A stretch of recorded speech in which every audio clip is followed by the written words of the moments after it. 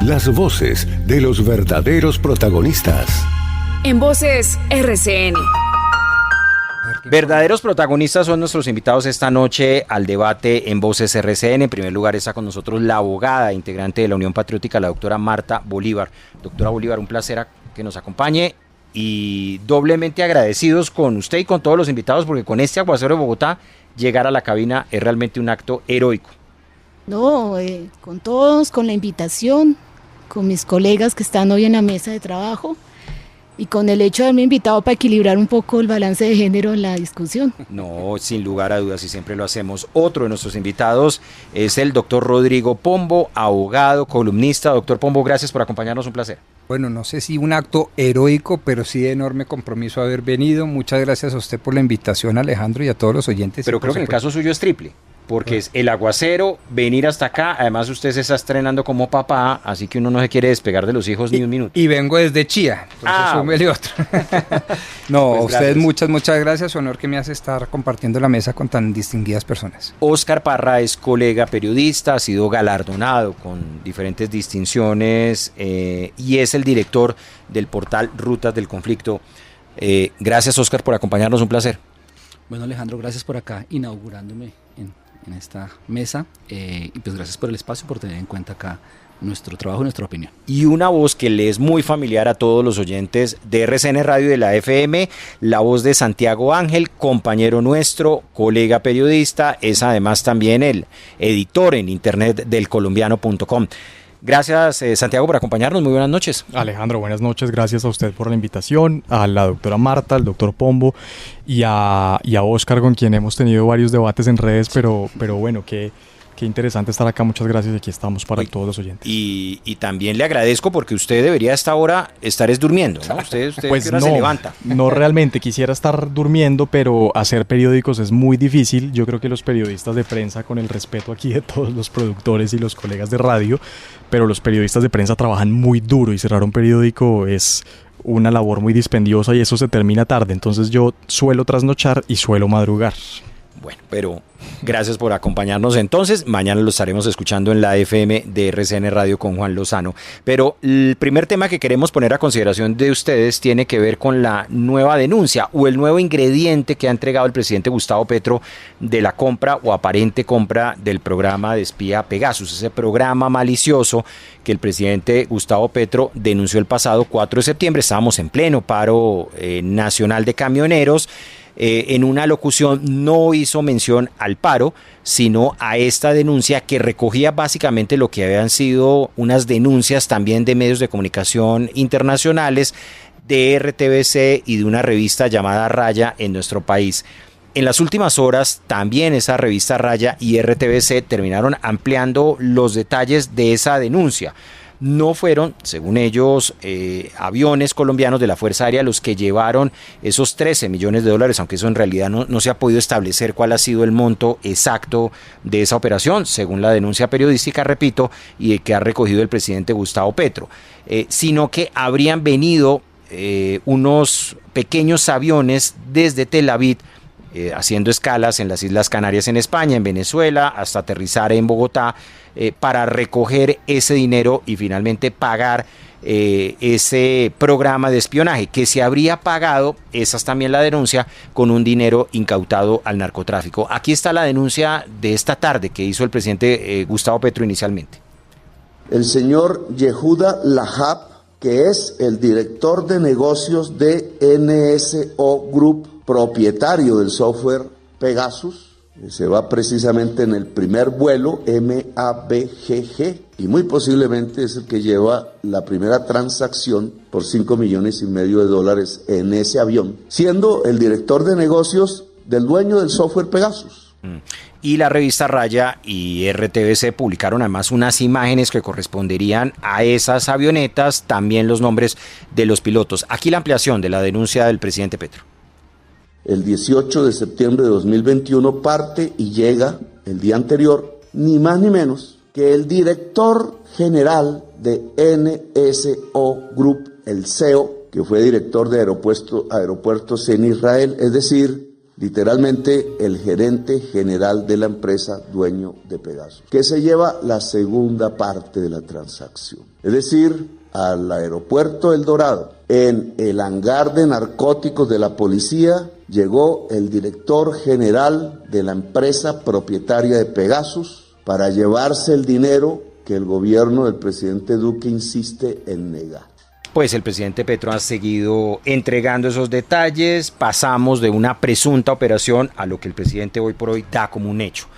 Esto nos acerca a una realidad, Santiago Ángel, comienzo con usted, de que esta operación sí pudo haberse realizado, porque han salido los distintos funcionarios, incluyendo el expresidente Iván Duque, a tomar distancia, a decir que esto es prácticamente un relato fantasioso de la prensa y que ha terminado recogiendo el presidente de la República. ¿Cuál es su opinión? Alejandro, yo creo que en este caso en particular sí tiene que haber unas respuestas. Hay unas denuncias muy importantes que además tienen un acervo probatorio serio, porque la información de la que surge esta denuncia es de una agencia de inteligencia de Israel, que es la INPA, y de hecho a Colombia la sacan del grupo Egmont justamente porque el presidente en una locución presidencial revela esta información, es decir, porque el grupo Egmont, que es este grupo aquí les contamos que reúne a todas las agencias de inteligencias de lavado de activos del mundo, considera que ese documento es real.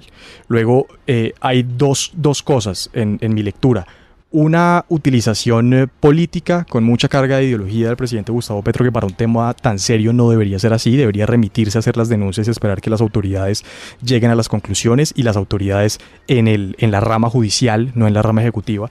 Pero yo sí creo, por ejemplo, que el general Jorge Luis Vargas debería explicarnos qué pasó. Yo lo he buscado periodísticamente de muchas maneras para que nos explique por qué hay estas aseveraciones de una agencia de inteligencia de Israel, y lo cierto es que pues ahí están esos aviones y están los nombres de los tripulantes. Yo no creo que sea un tema menor, y no creo que, como lo ha hecho la oposición al gobierno, la oposición al presidente, los críticos del presidente, deba desestimarse tan fácil simplemente porque es Petro quien hace la denuncia. Claro, sino que las dudas surgieron porque también la propia fiscal, el ministro de la Defensa, el entonces director de inteligencia, tomaron distancia de esas denuncias, diciendo que no había una confirmación de que en efecto esa operación se hubiera realizado, o que el gobierno colombiano, en el entonces gobierno de Iván Duque, se hubiera adquirido ese programa. Doctora Bolívar, ¿tiene usted dudas o certezas en torno a la compra de ese programa espía Pegasus? Yo tengo certezas. Me parece que es evidente la trazabilidad respecto a la salida de recursos públicos. Y no creo que tenga una carga ideológica. Yo creo que es grave que precisamente cuando se hace la trazabilidad sobre el ejercicio y las funciones de los recursos públicos, pues se hagan las denuncias. Precisamente El Tiempo, en su portal, hablando sobre esta noticia el día de hoy, remata su artículo final diciendo que subraya precisamente el presidente que es fundamental que la Fiscalía investigue. Desde el principio, efectivamente, la posición del presidente ha sido esa. Y las investigaciones administrativas respecto a la utilización y el lugar en donde reposa y cómo está funcionando Pegasus, sí es preocupante que no estén dando resultados.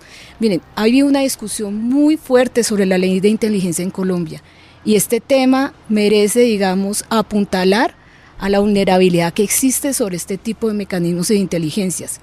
Inclusive esto se asocia a la discusión general que tenemos ahora sobre los marcos regulatorios que tenemos sobre otro tipo de software en términos de seguridad. No hace mucho, y precisamente en esta mesa de trabajo estábamos hablando del artículo del plan de desarrollo que se tumbó durante su debate sobre la necesidad de una agencia dedicada a este tipo de temas. Lo estábamos discutiendo precisamente en el marco de lo que le pasó al sistema de justicia, que terminó casi que fuera de línea, precisamente porque los sistemas de seguridad y las garantías de los software no están desarrolladas no solamente en Colombia, sino a nivel global, y que la discusión que debemos hacer sobre este tipo de actuaciones es necesaria. Varias de las recomendaciones de la Comisión de la Verdad subrayan la necesidad de que estos ejercicios de inteligencia tengan unos mecanismos de control, que puedan, digamos, especificar que este tipo de ejercicios de inteligencia estén sometidos realmente a un principio de seguridad de Estado y no la mala utilización y utilización sospechosa. Me parece que es un tema de seguridad nacional grave. O sea, que no se pueda, digamos, saber en dónde y cómo ese software en este momento esté funcionando es absolutamente grave. Ahorita estamos en el detalle o en la dimensión de discutir qué se hacen con los recursos públicos, pero también tenemos que discutir cuáles son las garantías de los ciudadanos respecto a este tipo de tecnologías y la aplicación de este tipo de tecnologías y sobre los controles que la ley de inteligencia en Colombia, de la ley de inteligencia y contrainteligencia en Colombia deberían desarrollarse.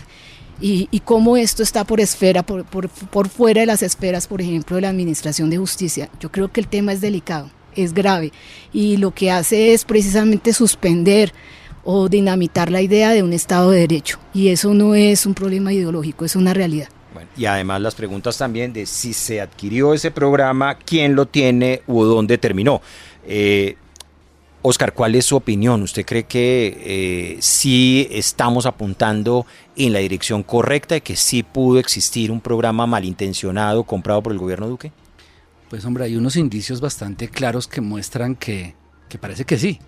Además, digamos que también, un poco viendo hacia atrás, también dentro del gobierno Duque ocurrieron una serie de hechos que uno termina enlazando. Evidentemente uno no puede sacar una conclusión definitiva, pero también hay que recordar que en ese mismo gobierno estalló el escándalo de las carpetas del ejército, en el que terminaron perfilados varios periodistas. Nosotros en la redacción, digamos, de Rutas del Conflicto terminamos metidos en ese asunto. Y es una situación que nunca se aclaró, ¿no? Han pasado ya 3 años, todavía no entendemos. Hay colegas también, digamos, de otros programas radiales que estuvieron, parece que en esos perfilamientos en internet, pero no hay la menor idea de por qué se hizo esta situación. Digamos, han pasado 3 años, no tenemos claridad de absolutamente nada.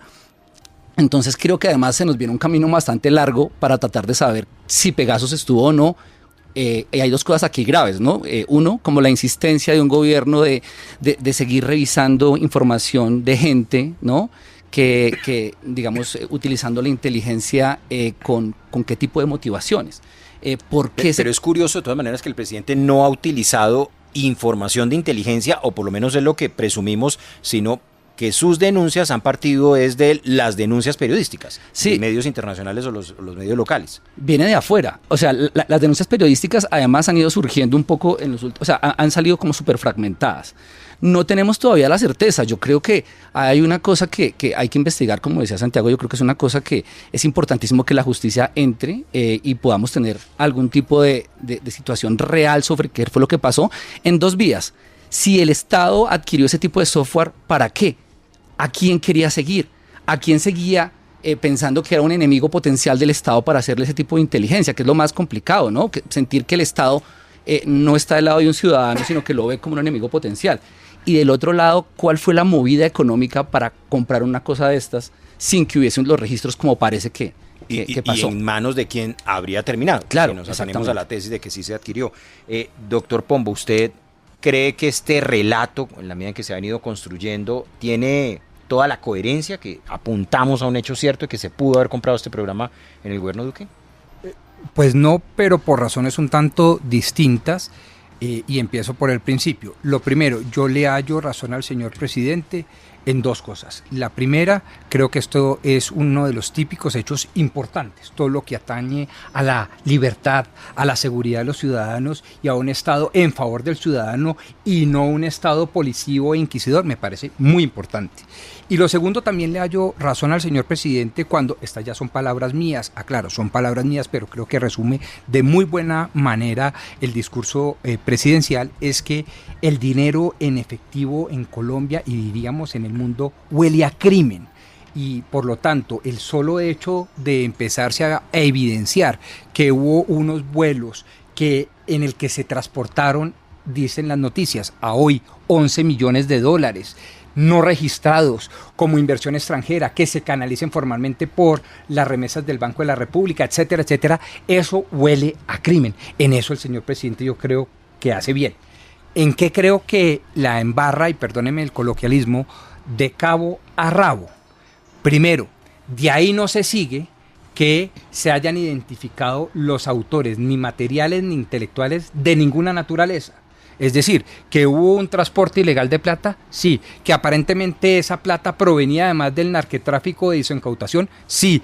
Que no se registró adecuadamente y que huele a crimen, sí. Pero de ahí no se sigue pues necesariamente que fue un gobierno quien deliberada y conscientemente quiso cometer una ilegalidad, mucho menos con unos propósitos inconstitucionales y a mi juicio aberrantes como la persecución, el perfilamiento y obviamente el amedrentamiento de ciudadanos, incluyendo a los periodistas en primer lugar. Me parece que esa no es una conclusión ni lógica ni mucho menos probada. Y la tercera, el cómo. Hasta ahora tenemos una única evidencia. La primera, el Estatuto General de la Contratación Pública, más conocido como Ley 80 y otras tantas leyes, pues establece que si se trata de contratos estatales y recursos públicos, tiene que ser un contrato solemne, es decir, por escrito, y no existe tal contrato. Segundo, tampoco es un contrato reservado que esté por fuera del sistema de contratación pública SECOP. Tercero, que se hayan contratados con dineros públicos con la trazabilidad necesaria para imputar algún cargo de ilegalidad y o de crimen. Tampoco está aprobado todo lo contrario, que no está en el SECOP, que no se contrató con dineros públicos, que no existe ningún contrato y que no hace parte de los contratos reservados por temas de seguridad como lo ordena la ley 1150. Conclusión. Petro insiste es como que esta fue una operación debajo de la mesa. Claro, no tenían pero conocimiento. claro. Entonces, si no está dentro del estatuto, es abiertamente ilegal con dineros muy sucios que llaman, digo yo Rodrigo Pombo, no el señor presidente, a crimen. Pero repito, esa situación nada indica quiénes fueron los autores, cuál fue el procedimiento y cuál era el propósito. Luego, en conclusión, endilgarle eso al presidente Duque o al entonces señor Víctor Muñoz, secretario de Presidencia, etcétera, etcétera, me parece calumnioso, me parece mal hecho. ¿Por qué? Porque de una cosa no se infiere ni siquiera a través de indicios la otra y se le está pues poniendo un mote muy significativo al señor presidente Iván Duque y a todo su gobierno diciendo: usted de la manera ilegal y de la manera más criminal posible compró un software Pegasus de unos israelitas para hacer persecuciones indebidas a la oposición y a periodistas. Eso me parece ya exageradísimo y creo que está en ese sentido abiertamente equivocado el señor presidente, y lo tengo que decir, mi amigo Holman Morris allá de RTBC y todos los que han abordado desde las esferas del gobierno y del poder esa noticia lo están haciendo mal. No se puede lograr una inferencia lógica y mucho menos a través de una inferencia no probada una acusación penal de semejante tamaño. Sí, Oscar. Yo creo que evidentemente las responsabilidades penales pues habrá que esperarlas, ¿no? Pero hay una responsabilidad política porque esto huele muy mal. Digamos que lo que hace Pegasus se ha comentado, digamos, afuera, y tiene unos impactos en términos de violación de privacidad de la gente, de violación de temas de libertad de prensa y libertad de expresión, y además todo esto metido debajo de la mesa, ¿no? Que no haya ningún papel que certifique que esto se pagó, ninguna evidencia de esto, pues huele bastante mal. Y además esto sumado a estos precedentes que comentaba hace rato, que ocurrieron durante el gobierno de Iván Duque, sí lo deja muy mal parado. Habrá que esperar. Pero perdóneme, Oscar, perdóneme. En lo primero estamos de acuerdo, que huele muy mal, está muy mal. Pero póngase usted en los zapatos del presidente Petro, del presidente Duque o de cualquiera otro. Que de ahí se infiera, lógicamente, un juicio de responsabilidad subjetivo, personalismo. Iván Duque, el gobierno de Iván Duque, con Víctor Mosquera a la cabeza, me parece extraordinariamente exagerado. Y eso es lo que yo creo que los colombianos no podemos caer en esa polarización. Ese es el punto, pues, ese es el llamado. Es que ocurrió en el gobierno de Iván Duque. Yo, por supuesto, que creo que es súper prematuro y puede ser hasta irresponsable señalar penalmente en este momento a alguien con la poca información que se tiene. Pero hay unas responsabilidades políticas bastante evidentes y los indicios dejan muy, muy mal parado al gobierno. Yo lo que creo es que, como en muchos otros episodios, el presidente ha manejado esto de una forma muy desprolija y muy irresponsable. Porque aquí también hay que partir de cuáles son los hechos probados y los hechos incontrovertibles. Nosotros hemos también hecho esa investigación. De hecho, Alejandro, nosotros fuimos en El Colombiano el primer medio que se logró comunicar con NSO Group. Yo envié un correo electrónico a la empresa pidiendo información sobre la primera declaración, la alocución del presidente de la República, y ellos me contestaron algo preocupante, que es no se podía ni confirmar ni negar que Colombia fuera uno de sus clientes. Hasta ahí hay unas preguntas, unos aviones identificados, hay un documento de una agencia de inteligencia de Israel que dice que en efecto se registró un movimiento extraño en una cuenta bancaria en Israel, un dinero en la aduana en Tel Aviv y los aviones. Pero el presidente de la República no sabe cómo se usó ese software. Y eso no lo puede decir. La primera conclusión en su alocución presidencial desprolija y, en mi criterio, irresponsable para un tema tan serio, es que ese software se usó para perseguir a los jóvenes que estaban en las protestas de 2021. Y esa es una conclusión a la que en Colombia solamente puede llegar una autoridad judicial, no el presidente de la República.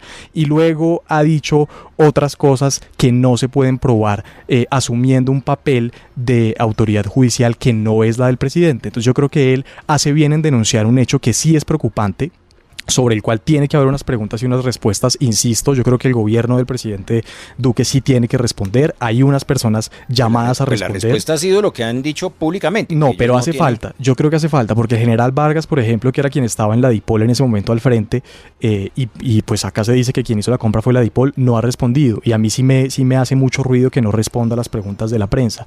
Pero creo que el tema debería ser manejado mucho más cuidadoso y responsablemente. Hasta ahora eso no ha pasado. Sí, doctora Bolívar. Yo creo que es responsable dar a conocer a la ciudadanía y en general a la opinión pública ciertas irregularidades, ¿sí? Es función también del presidente controlar niveles de corrupción y prevenir también acciones que vayan en contra de los derechos de los ciudadanos.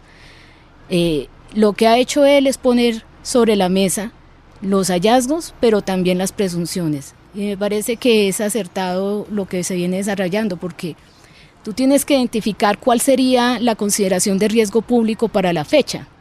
Y es evidente que el problema de riesgo público para la fecha era considerado por el Estado, por el gobierno de entonces, como las movilizaciones sociales y en general el proceso de estallido social.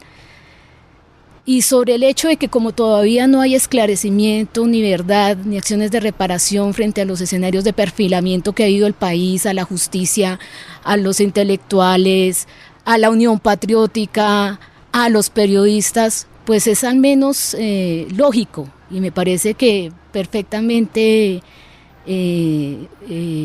válido dar una opinión sobre las consideraciones de cuál sería el posible uso y destinación del software Pegasus, porque no podría entenderse que hubiese, digamos, otra consideración.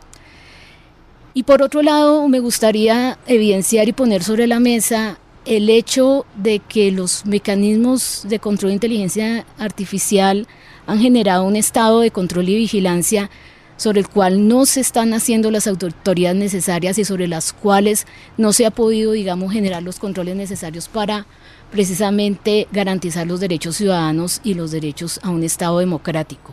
Esos son elementos que están sobre la mesa, es la discusión que está sobre la mesa. Ahora bien, hoy el presidente en realidad está poniendo sobre la mesa no tanto eso, no subrayando eso como lo hizo en una primera ocasión, sino subrayando el hecho de que además, efectivamente, estamos frente a un escenario de lavado de activos. Entonces yo creería que hay suficientes argumentos para connotar esto como un hecho de opinión pública que debe ser analizado y que debe ser efectivamente aclarado y esclarecido. Es su obligación ponerlo sobre la mesa. Eso de encontrar chicharrones o encontrar cosas que huelen mal y no denunciarlas no está bien, digamos, en una lógica de buen gobierno siquiera.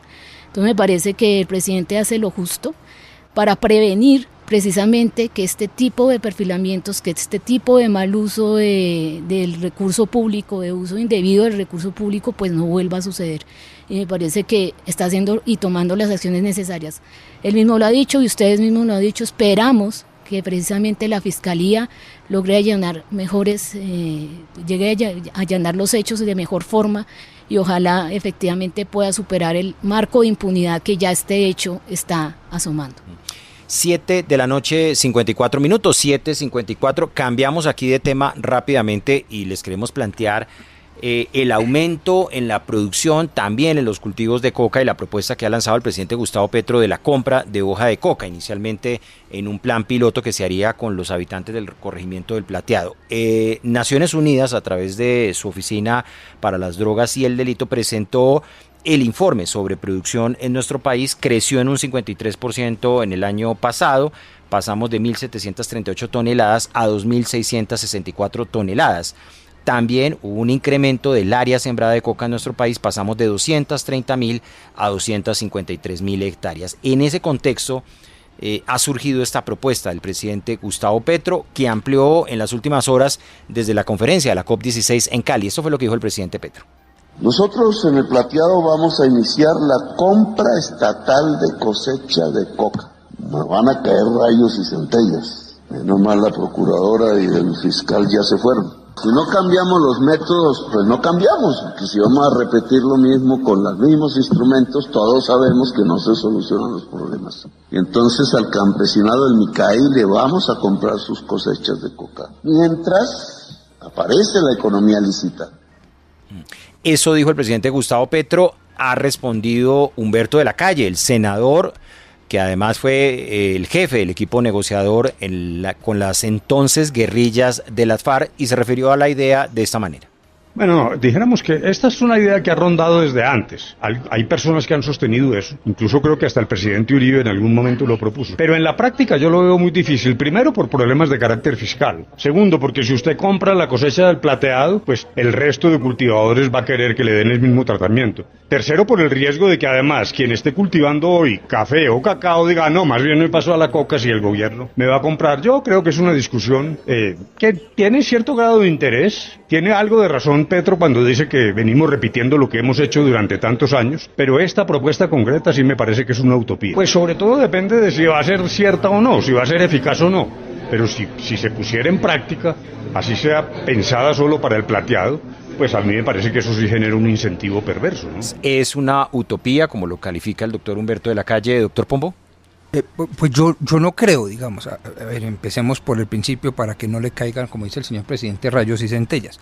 No hay colombiano más antipetrista que quien les habla, y me lleno la boca de decirlo, pero eso no me puede enseguecer para otorgarle ciertas razones en muchas cosas. Una de esas es el manejo de el problema de la droga. Yo creo que la forma como ha abordado el presidente está muy bien motivada. ¿Cuál es la motivación de fondo? Ser recursivo, salirse, como dicen ahora los expertos en gerencia, salirse de la pecera, buscar distintas formas de abordar los problemas. A mí eso no me gusta, me encanta, y ahí acompaño al señor presidente. ¿Qué creo que tiene de inconveniente este tipo de propuestas? Todo lo que acompaña a una idea petrista. Cero planeación, cero estructura, cero motivación, cero inteligencia. Es más la filosofía que la práctica. Y la práctica hay tres grupos de argumentos muy graves. Uno, de orden económico. Por un lado, el tema fiscal, ya lo decía el senador de la Calle, pero sobre todo el tema de oferta y demanda, cómo se maneja eso. Es decir, si yo incentivo desde una economía monopsónica en donde es el gobierno el que compra y de manera casi que unilateral el producto, me parece que eso genera un incentivo económico devastador. Segundo, jurídico. La carpintería jurídica es tremendamente difícil para implementar esta propuesta, empezando porque el objeto de la compra pareciera ser abiertamente ilícito. Y el tercero, estratégico, derecho a la igualdad, cómo se propaga, cuál es la relación o los efectos frente a otros cultivos, frente a otras regiones y frente a otros grupos de presión, etcétera, etcétera. Conclusión, si esta propuesta hubiera venido acompañada de respuestas o posibles y serias respuestas a cada uno de estos muchísimos inconvenientes, yo la secundaría. Me parece que hay que pensar por fuera de la pecera. De lo contrario, pues evidentemente es una petrada más, es decir, algo poco serio, ligero, poco fundado, y que lo peor del caso es que en este caso el perro no ladra y no muerde, sino que puede ladrar y morder, y ahí sí estamos en un escenario aún más triste. Marta Bolívar, ¿usted le ve también esos peros? No, claro que no. Primero porque el el marco de el contexto de las intervenciones de Petro es precisamente el informe y las declaraciones que la misma Agencia de Naciones Unidas en lucha contra las drogas ilícitas hizo precisamente anteayer, que era allanar unos caminos que tenían que ver y entender los mecanismos de desarrollo territorial y los procesos de sustitución de cultivos como los mecanismos más idóneos para hacer los procesos de intervención en lo que tiene que ver con estas economías ilícitas. 2, porque claramente el presidente en distintas ocasiones ha dicho que el conflicto y las zonas de conflicto en Colombia están asociadas a procesos de economías ilícitas. 3, porque los marcos legales y regulatorios existen. O sea, hay una institucionalidad de política antidrogas que se supone debe soportar los mecanismos que permitan estos procesos de sustitución, que en esta ocasión serían acompañados con las llamadas compras. Ahora bien, el punto 4 del Acuerdo de La Habana establece unos mecanismos que se han estructurado y el acuerdo es ley. El acuerdo en este momento es parte del bloque de constitucionalidad. Los PENIS, como esas zonas en donde efectivamente hay unos acuerdos y hay unos con los campesinos productores, con los campesinos sembradores, pues es el marco regulatorio que tenemos ahora. Ahora bien, tenemos es más bien que decir cuál ha sido, digamos, el hacer trizar la paz mediante el hecho de que efectivamente los procesos de PENI se quedaron solamente en el papel, era en el compromiso y la focalización con algunas zonas de cultivadores. Que haya un principio de progresividad y focalización no es un acto ilegal, me parece es un acto apenas precisamente que obedece al principio de planeación. Y el principio de planeación en este momento, ¿cuál es? ¿Cuáles son las zonas de conflicto en donde más se agudiza el conflicto en ocasión precisamente de esa economía ilícita? Y es precisamente el Cauca. Entonces, hablar del Cauca como de la zona en donde se va a focalizar en primera instancia los mecanismos de sustitución a partir de estos acuerdos con la población para permitir esa sustitución, pues necesariamente la compra de una primera cosecha y la sustitución que se considere después es apenas, digamos, lo obvio. Pero hay una institucionalidad y hay una ruta e inclusive hay un consenso internacional alrededor de la posibilidad de precisamente entender que solo sobre una intervención real del Estado y no militar, sino real en términos del proceso de sustitución es que hace efectivo su desestímulo y de paso sustraerle, digamos, esas economías ilegales a los hoy focos de disidencias que actúan precisamente en el cañón de Micay. Bueno, ya le doy la palabra a Santiago Ángel, a Óscar Parra, pero vamos antes al avance de noticias y ya continuamos en este debate en Voces RCN 8.2. Continuamos En Voces RCN. 8 de la noche, 7 minutos, seguimos en Voces RCN. Esta noche nos están acompañando la doctora Marta Bolívar, el doctor Rodrigo Pombo, Santiago Ángel y Óscar Parra, colegas periodistas. Y precisamente tiene la palabra Óscar para este tema de la propuesta que lanzó el presidente Petro de la compra de la hoja de coca. ¿Cómo le parece?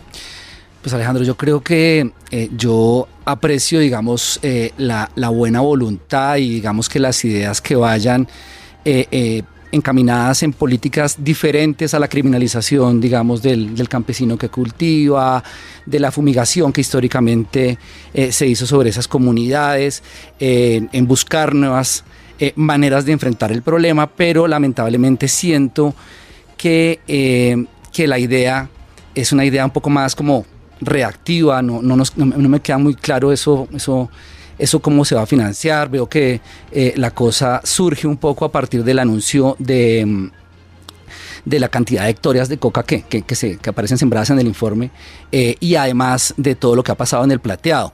Yo lo que siento es que desafortunadamente no terminamos de entender como país que necesitamos una atención integral en esas zonas, que se desaprovechó enormemente toda la institucionalidad que había construido el PENIS desde el gobierno anterior y que digamos como desde el gobierno anterior se desaprovechó todo esto. O sea, uno va al Pacífico y lo que uno ve es que eso no funcionó porque desde el gobierno pasado eso no se implementó y desafortunadamente en este gobierno no se ha tenido la fuerza para seguir reencauzando, digamos, las ideas que se plantearon en el acuerdo de paz. Y lamentablemente si no se entiende que más allá de políticas, porque siento que a veces es como una especie de idea suelta que me parece que podría llegar a funcionar integralmente con otro tipo de situaciones, lo verdaderamente importante acá es que integralmente no se está atendiendo a la población, no se le están dando opciones para que la gente pueda vivir de otra cosa. Y además, pues siento que además esto es muy complicado en medio de una situación en la que hay un montón de coca por ahí con los precios bien bajos. Yo no entiendo esto cómo se va a articular como en la vida real, qué efectos puede tener. Me parece que de nuevo la discusión tendrá que encaminarse a cómo construimos una presencia integral del Estado que además no sea únicamente con unas fuerzas militares que criminalicen a los campesinos, como digamos ha sido la base histórica de la relación del Estado con estas zonas, sino que sea una cosa muchísimo más integral, que la presencia del Estado en el plateado no se reduzca a unos días, a unas semanas, a un anuncio de comprar una cosecha de coca, sino a que en realidad la institucionalidad llegue y se quede allá. Sin eso pues no va a ser posible, posible tener unas comunidades campesinas libres de ese tipo de economías. Santiago Ángel, ¿ve viable la propuesta del presidente? Alejo, yo quisiera empezar por el gobierno anterior, porque sí es cierto que el gobierno Duque llegó a 200.000 hectáreas de hoja de coca, esa es una realidad, fue en el gobierno Duque en el que se llegó a 200.000 hectáreas de hoja de coca sembradas, y creo que ahí también hay unos cuestionamientos sobre la implementación del acuerdo, pero como en todos los temas, creo que hace falta analizarlo en grises, porque el gobierno Duque también prorrogó, por ejemplo, los salarios para quienes dejaron las armas, para los firmantes del acuerdo. Incluso en algunas regiones construyó viviendas para varias familias de esos firmantes que no estaban incluidas en el acuerdo de paz. Entonces, decir que el gobierno anterior hizo trizas el acuerdo de 2016, pues a mí no me parece que eso sea veraz o verosímil. Y tengo una pregunta, y es que me parece muy preocupante que el presidente de la República hasta ahora esté contándonos cuál va a ser su política pública frente a la sustitución de cultivos en Colombia, porque es que este gobierno lleva 2 años.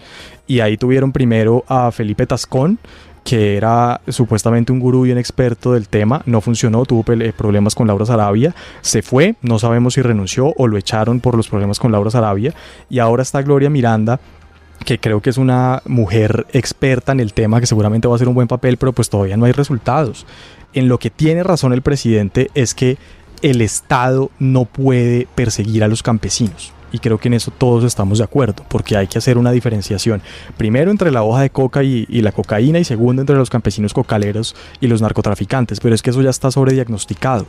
Aquí lo que deberían decirnos es cómo van a hacer que esa compra de hoja de coca del Estado funcione, primero con el precio de la coca tan bajo ahora, y cómo van a hacer que los grupos narcotraficantes, los grupos de crimen organizado acepten esa propuesta del presidente y digan, bueno, sí, señores campesinos cocaleros, entonces que el Estado mejor les compre la hoja de coca, véndanles a ellos, al Estado, y nosotros dejamos de comprarles. Yo creo que eso es ser cándido. 8 de la noche, 12 minutos, cambio de tema, y queremos hablar del proceso de paz con el ELN, si se puede llamar proceso, porque realmente se encuentra en una etapa de crisis aguda, esto a raíz de las acciones terroristas por parte de esa guerrilla, pero también la decisión del gobierno de mantener en paralelo una mesa de conversaciones con una disidencia del ELN que se encuentra en el departamento de Nariño. El proceso está pendiendo de un hilo. El gobierno ha dicho que se va a reunir con el ELN en el mes de noviembre en Venezuela para tratar de encontrar puntos que puedan salvar ese malogrado proceso. Pero José Félix Laforí, que es delegado del Gobierno Nacional para esos diálogos, habló con el equipo de Juan Lozano de la FM de RCN Radio y dijo lo siguiente en torno a la posibilidad. Dando una batalla por un sector que evidentemente ha venido siendo cuestionado por una izquierda radical que cree que la propiedad sobre la tierra es una propiedad de menor propiedad privada sobre la tierra de menor categoría que la propiedad privada sobre un banco o un medio de comunicación o una industria. Pues no. Y fíjese usted que ganó el señor Petro y a mí me tocó de alguna forma entender que iban a intentar cumplir el acuerdo de la FARC, acuerdo con el que no estuve de acuerdo. En consecuencia, he sido terriblemente coherente y he apoyado al gobierno en su compromiso de comprar tierras y entregárselo a los campesinos con proyectos productivos. Y si usted ve mi último artículo a propósito de la jurisdicción agraria, lo vuelvo a decir, ni unas hectáreas le han entregado a los campesinos con ganadería sostenible a propósito de la COP16. Bueno, ahí están básicamente las críticas. Ha dicho que no va a participar en esas conversaciones o en ese encuentro el próximo mes de noviembre y no descarta incluso renunciar como delegado del gobierno nacional. ¿Hay posibilidades de salvar ese proceso o definitivamente, doctora Marta Bolívar, el ELN optó por el terrorismo y no por la vía pacífica para la resolución de los conflictos? Yo creo que el solo hecho de que se vayan a hacer este ciclo de conversaciones es bastante esperanzador. La situación no era tan óptima hace 15 días. Es decir, a mí me parece que sí hay posibilidades. Yo creo que hay escenarios, acuerdos ya desarrollados. Creo que ya hay puntos en los que se ha podido establecer una agenda. Tú hace un momento señalabas dos elementos que efectivamente van a ser, digamos, una ruta difícil, pero yo creo que hay intenciones de continuar. Yo quisiera agregar el hecho de que uno de los puntos que el gobierno nacional y el ELN deben poner sobre la mesa en estas conversaciones de noviembre son primero pues la voluntad de continuidad, obviamente, y dos, la voluntad de continuidad con dos discusiones de arranque, y es volver a la discusión sobre los temas que tienen que ver con acuerdos humanitarios en zonas de conflicto, es decir, la población sigue padeciendo en las zonas de presencia del ELN y confrontación con el ejército, pues dificultades reales de seguridad y son asesinados en medio de la confrontación. Y me parece que eso es un tema que como colombianos deberíamos pedir que se ponga sobre la mesa, o sea, la posibilidad real de todos modos discutir, retomar un cese al fuego me parece importante, o sea, la discusión. Pero que lo cumplan, porque es que, o sea, que pues fue el motivo de ruptura de las conversaciones. Que no pues cumplieron. obviamente, lo estoy hablando precisamente como colombiana, como sociedad civil, como persona interesada en que el proceso siga, continúe y logre conquistar mayores logros. Segundo, pues efectivamente integrar a esta discusión un llamado a una movilización por la paz. A mí me parece que a veces la discusión está como ausente de esos elementos, y yo quería hablar era de la declaración de la FURI. La FURI no pone los problemas humanitarios en la mesa, no es lo que está poniendo en la mesa. Pero me parece interesante que la FURI siga en la mesa a condición precisamente de la representación de un gremio tan importante como el de los ganaderos. Independientemente de lo que se diga, yo sí creo que la transformación y la negociación en el marco de ese proceso de paz debería estar también sobre los elementos de lo que significa la transformación de modelos de desarrollo, incluyendo el ganadero. La FURI está anunciando además que su decisión de continuar o no está asociado a las decisiones del ELN, sino a las decisiones del Congreso Nacional Ganadero. Y me parece, y quiero aprovechar este micrófono para hacerle un llamado a ese Congreso para repensarnos la producción ganadera en este país. La producción extensiva, la producción que no tiene modelos de desarrollo más integral, es decir, las grandes haciendas ganaderas hoy podrían integrar economía campesina sin necesidad de un presidente, sin necesidad de una reforma agraria, sino entendiendo que sobre la lógica de equilibrios económicos, equilibrios ambientales y de justicia social en el campo es que podemos lograr la paz. Sí, ese es el llamado de cómo nos ponemos en la agenda un acuerdo nacional sobre cómo conseguir y conquistar escenarios de paz. Y me parece que eso sería el llamado. El llamado es pedirle a los ganadores que no renuncien a esa posibilidad. Yo sí subrayo la voluntad que el mismo la FURI generó ahí diciendo, listo, entonces vamos a vender y entregar a los campesinos. Pues es que ese tipo de producción campesina integrada a esos grandes sectores ganaderos se puede realizar. Hay temas que son de interés nacional. Mire, por ejemplo, lo que se ha dicho sobre el tema de la crisis de la leche.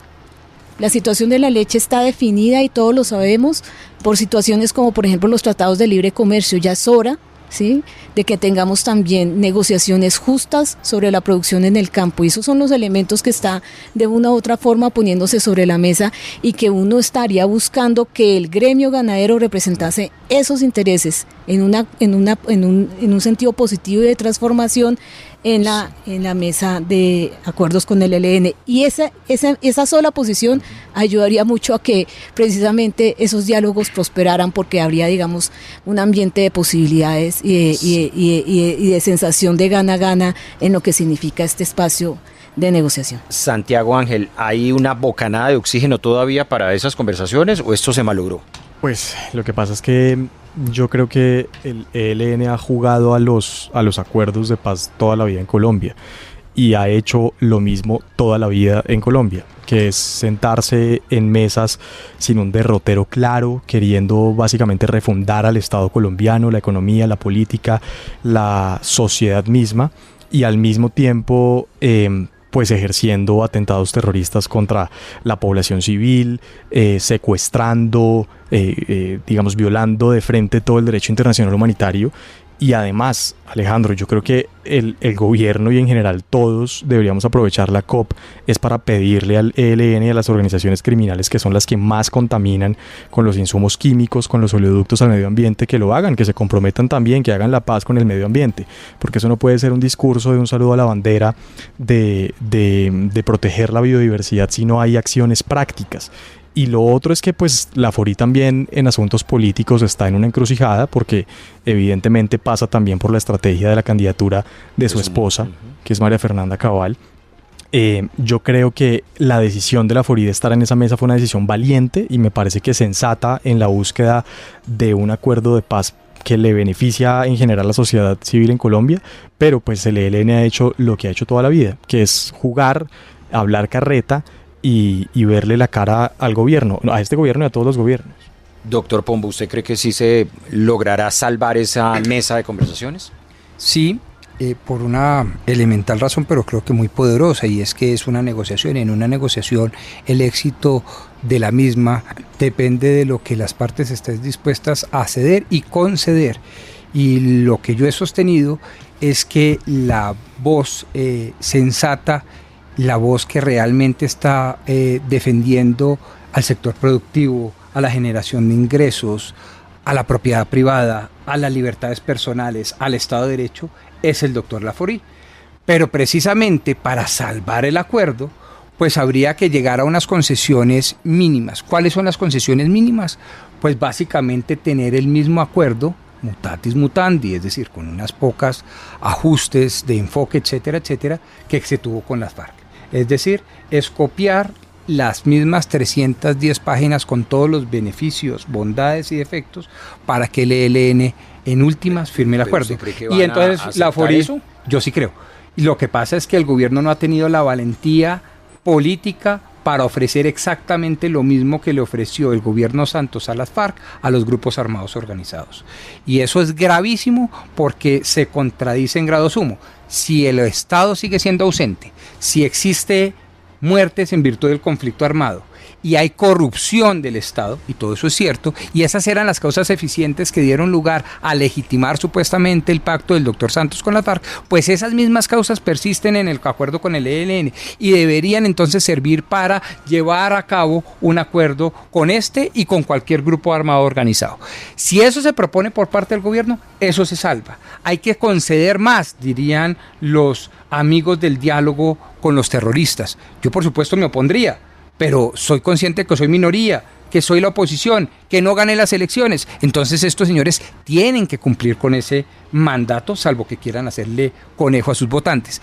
Y ahí es donde entra la FORI, pues en una encrucijada muy grande, porque la FORI va a decir, pues evidentemente eso no promueve la productividad, el crecimiento económico, la propiedad privada, las libertades personales, el establecimiento, el Estado de Derecho y sobre todo el sector productivo.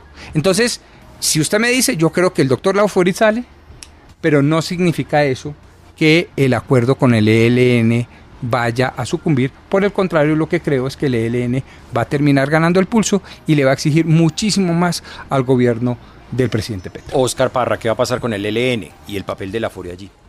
Bueno, yo quisiera como arrancar un poquito hablando que, digamos, evidentemente el papel de Laforí es como, tiene como una representación política muy fuerte, digamos, dentro del proceso.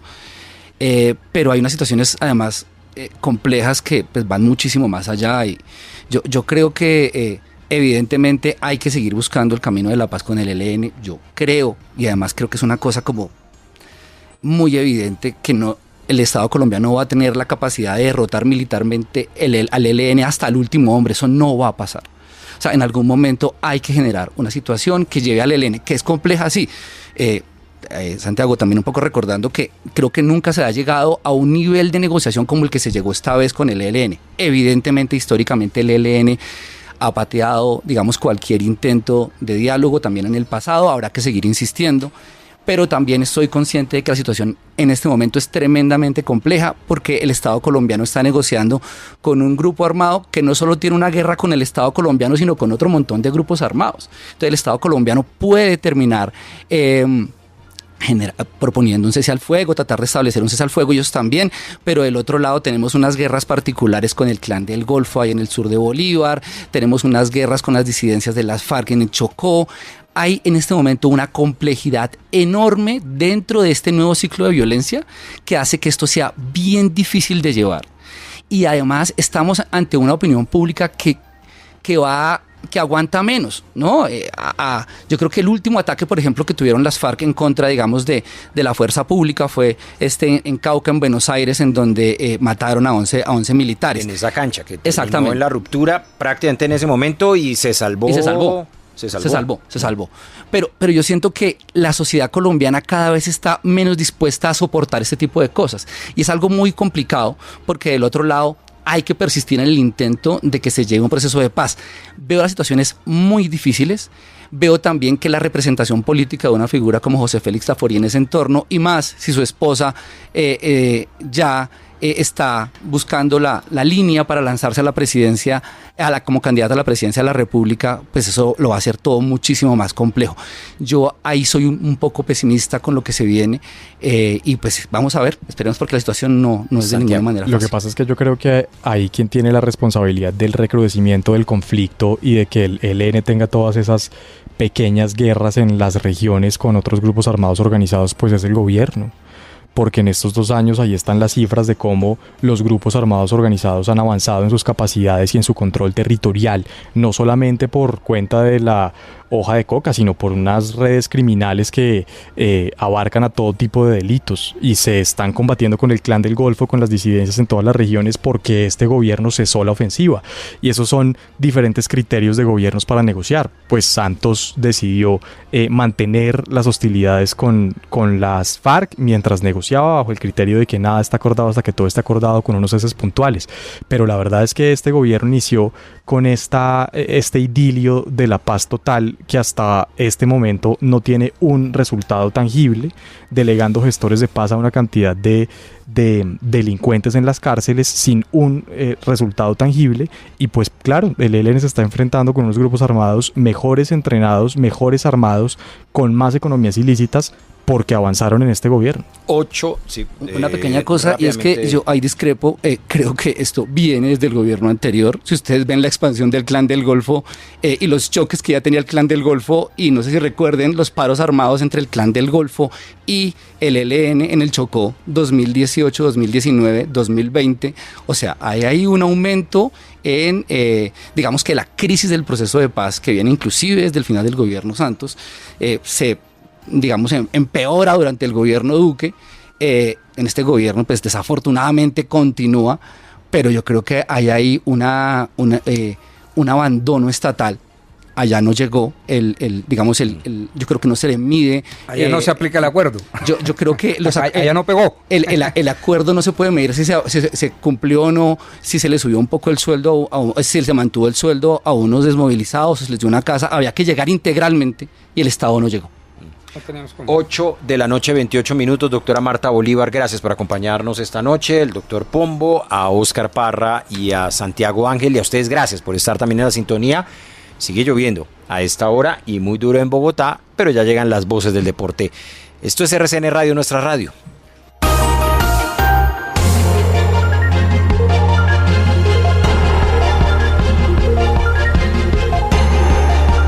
Voces RCN.